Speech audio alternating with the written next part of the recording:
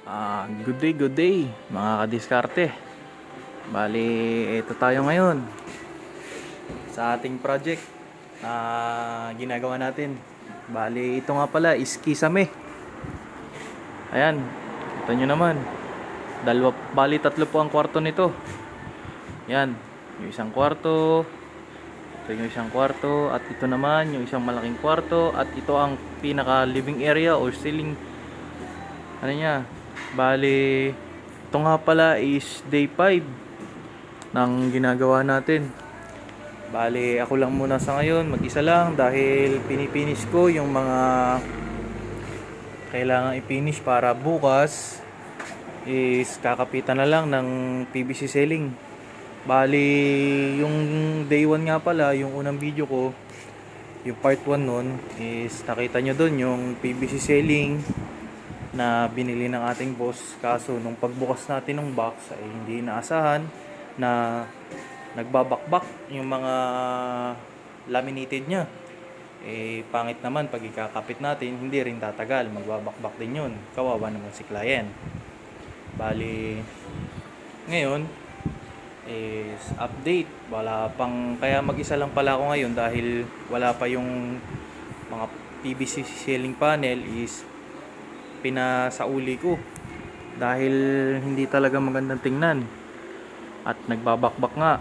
So bumili ngayon ng aming boss, kaya mag-isa ako ngayon dahil konti lang naman pa ang gagawin ko.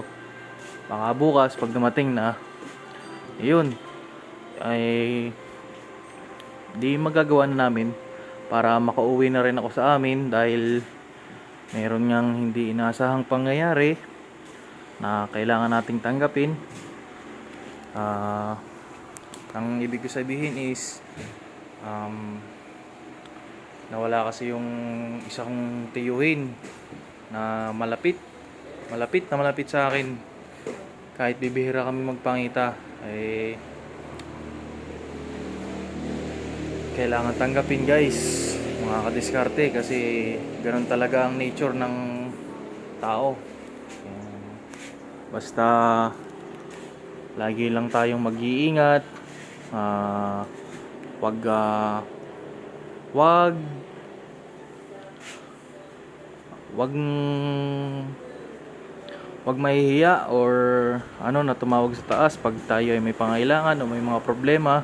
Lagi lang nating tatatagan, lalong-lalo na sa hamon ng ating buhay.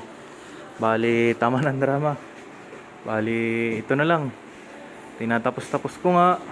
At para makauwi na nga, baka by Monday makauwi rin ako.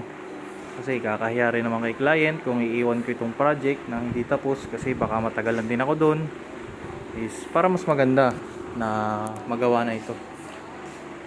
So, bali ito nga palang update ng day 5 natin, guys, na ginawa nating project. Update ko na lang ulit kayo, guys, pagka nagawa na natin or natapos na natin.